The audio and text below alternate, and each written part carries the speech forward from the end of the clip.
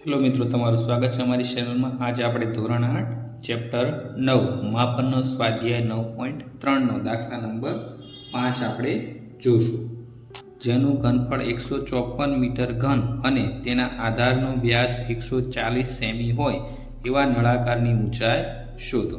આપણે પહેલાં આકૃતિ ડ્રો કરી દઈશું. અહીંયા તો આ નળાકાર છે એક પ્રકારનો. તો શું કીધું છે? એનો વ્યાસ. તો આ વ્યાસ કેટલો આપ્યો છે? 140 સેમી આપ્યો છે અને ઊંચાઈ નથી આપી. ઊંચાઈ આપણે મેળવવાની છે. તો ઊંચાઈ આપણે મેળવવાની. તો ઘનફળ આપણે કેટલું આપ્યું છે? 1.54 મીટર ઘન આપેલું છે. હવે આપણે શું કીધું છે? વ્યાસ. વ્યાસ કેટલો આપ્યો છે? વ્યાસ બરાબર 140 સેમી આપ્યો. તો ત્રિજ્યા બરાબર શું થશે? વ્યાસ ભાગ્યા 2. ત્રિજ્યા બરાબર વ્યાસ ભાગ્યા 2 થશે. તો 140 ભાગ્યા 2 તો કેટલા થશે? 70 દુ 140. તો 2 2 કટ. તો કેટલી આવી ત્રિજ્યા આપણી? 70 સેમી. અહીંયા આપણે ઘનફળ મીટર ઘનમાં આપ્યું છે, તો આપણે આ સેમીને પણ મીટરમાં ફેરવશું. તો શું થશે? 70/100 મીટર. આ કટ કટ થઈ ગયા 0 0. તો હવે શું મળ્યું? 7/10 મીટર. આ શું મળ્યું આપણને? ત્રિજ્યા મળી. હવે આપણે નળાકારના ઘનફળનું સૂત્ર મૂકશું. નળાકારનું ઘનફળ બરાબર પાય r વર્ગ h. પાયની કિંમત 22/7. ત્રિજ્યા કેટલી છે આપણી? 7/10 એનો વર્ગ ગુણ્યા ઊંચાઈ આપણે શોધવાની છે. ઘનફળ આપણે કેટલું આપ્યું છે? 1.54 મીટર ઘન. તો 1.54 અહીં લખી નાખશું આપણે. હવે શું થશે આગળ? 1.54 આપણે એમના રહેવા દઈએ. 22/7 ગુણ્યા 7/10 નો વર્ગ છે, એટલે 2 વાર આવશે 7/10 ગુણ્યા h. તો 7 7 શું થઈ ગયા? કટ થઈ ગયા. હવે અહીં 1.54 છે. પોઈન્ટ દૂર કરવા આપણે શું મૂકશું? પોઈન્ટ પછી 2 આંકડા એટલે શું થશે? 100. તો અહીંયા શું થઈ જશે? 154/100 થઈ જશે.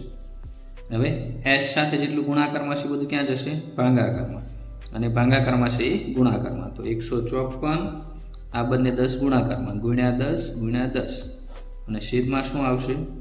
100 એમના 22 ગુણ્યા 7. બરાબર.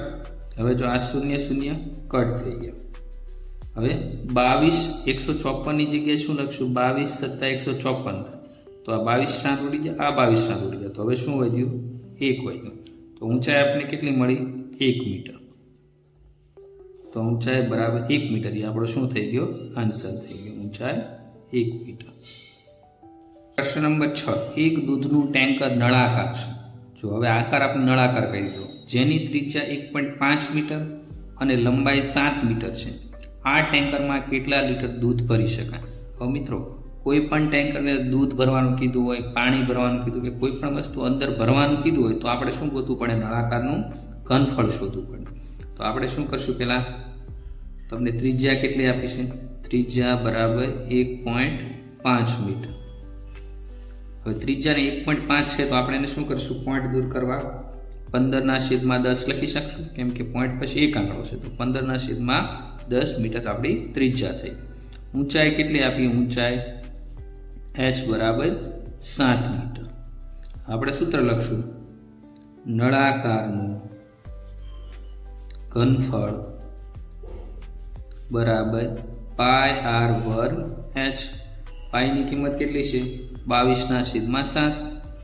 ત્રિજ્યા 15/10 તો એનો વર્ગ થઈ જશે ગુણ્યા h કેટલી છે? 7 મીટર. હવે 22/7 એમ નામ રહેશે. હવે આ વર્ગ છે એટલે 15/10 2 વાર લખી નાખશું. 15/10 2 વાર અને ગુણ્યા 7. તો આ 7 7 ઉડી ગયા.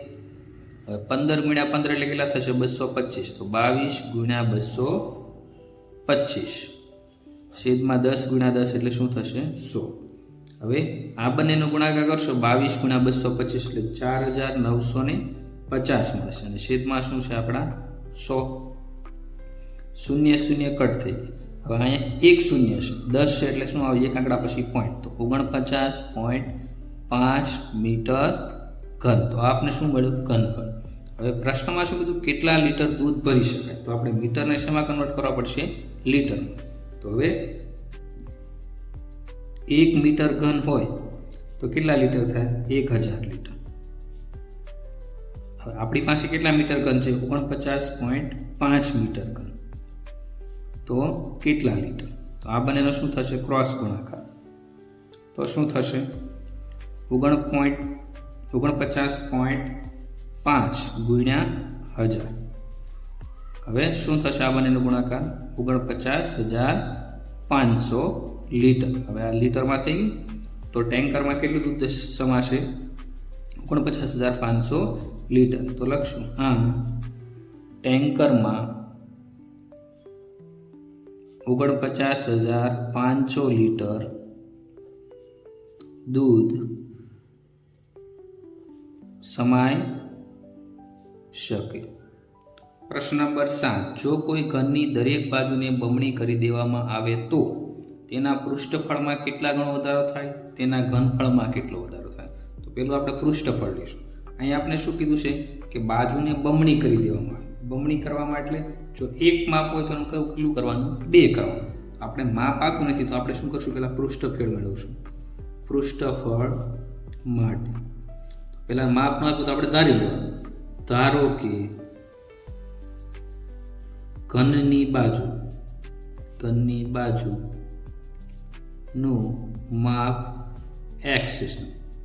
હવે ડબલ કરવાનું. હવે જો આપણે ડબલ કરશું એટલે બમણી કરવાની કીધું તો શું લખશું? હવે બાજુ બમણી કરતા શું કરશું આપણે? બમણી કરતા માપ કેટલું થશે? 2x થશે. 2x થાય.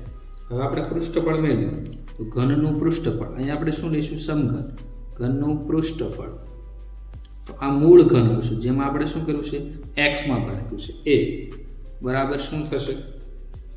6l નો વર્ગ. l એટલે બાજુનું માપ. તો 6m ના મૂળ માપનું હતું x.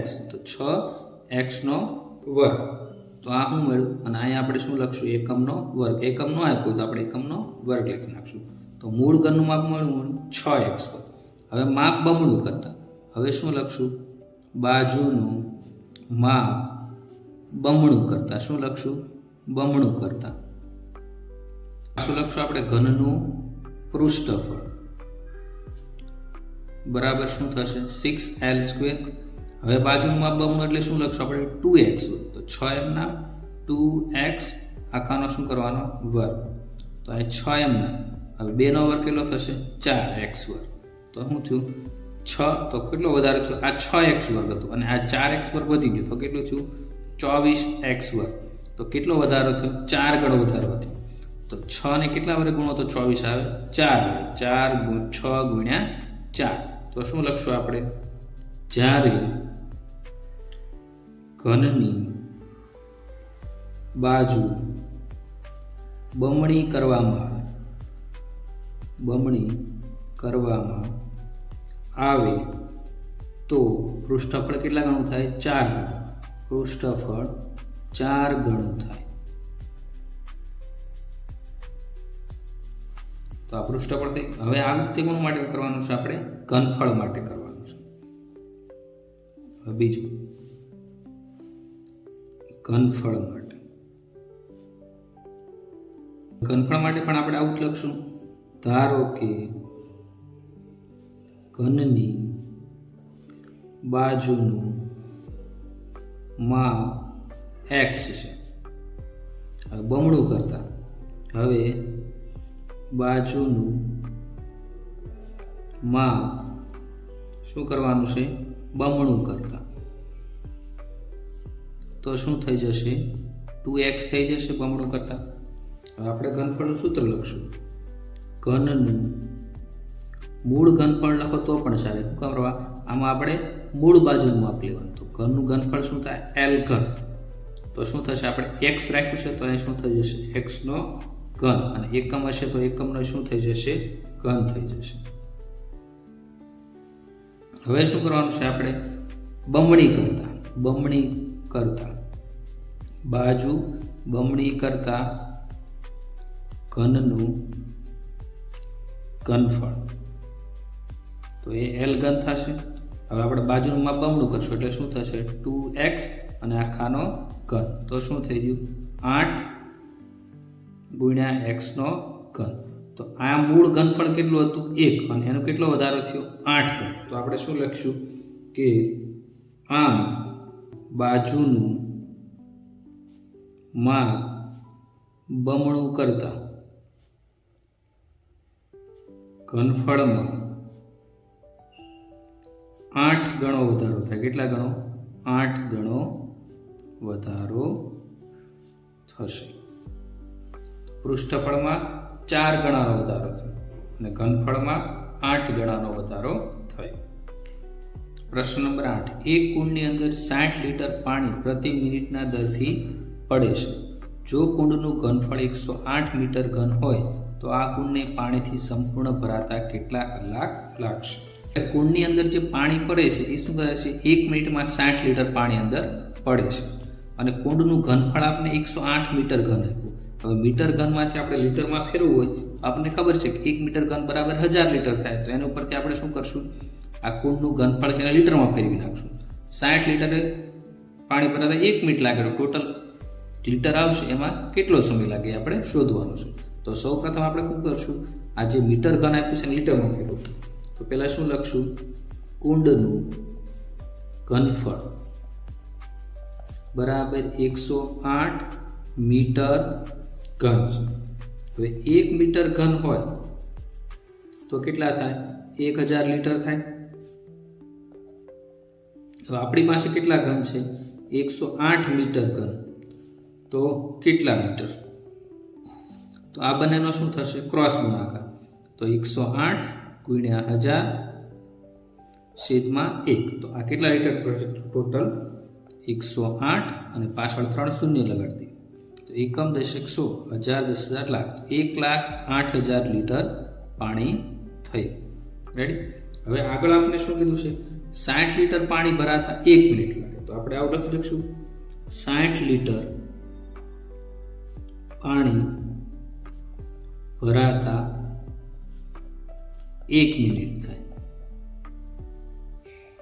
હવે આપણે કુંડ કેટલું લીટર પાણી સમાઈ શકે કુંડમાં ટોટલ 1,08,000 લીટર. તો 1,08,000 લીટર પાણી ભરાતા કેટલો સમય લાગે? તો આ બંનેનો શું થશે ક્રોસ ગુણાકાર. 60 શેમાં આવશે છેદમાં 1,08,000 લખી નાખશું આપણે ગુણ્યા 1 અને છેદમાં શું થઈ જશે 60. તો આ 0 0 કટ થઈ ગયા. હવે 1800 ગુણ્યા 6 કરો તો શું મળે તમને 10,800. તો 6 6 કટ થઈ ગયા. તો ટોટલ કેટલી મિનિટ મળી આપણને 1800 મિનિટ મળી. તો સમગ્ર કુંડ ભરાતા કેટલા મિનિટ લાગશે 1800 મિનિટ. પ્રશ્નમાં આપણને શું કીધું છે પાણીથી સંપૂર્ણ ભરાતા કેટલા કલાક લાગશે? તો મિનિટને આપણે શેમાં ફેરવી પડે કલાકમાં ફેરવી પડે. 60 મિનિટ બરાબર 1 કલાક. તો આપણે આમ લખશું 60 મિનિટ બરાબર 1 કલાક. આપણી પાસે કેટલી મિનિટ છે ટોટલ 1800 મિનિટ. 1800 મિનિટ એ કેટલા કલાક? તો આ બંનેનો ક્રોસ ગુણાકાર.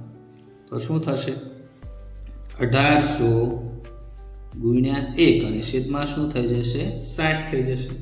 હવે આ 0 0 કટ થઈ ગયા. હવે અહીંયા શું લખશું આપણે 6 તેરી 18 અને આ 0 તો અહીંયા લગાડી દઈએ. રેડી. 30 6 180 તો 6 6 કટ થઈ ગયા. વધ્યું શું 30 ગુણ્યા 1 એટલે શું થઈ ગયું 30. તો 30 કલાક થયું. તો આપણે લખશું કે આમ સંપૂર્ણ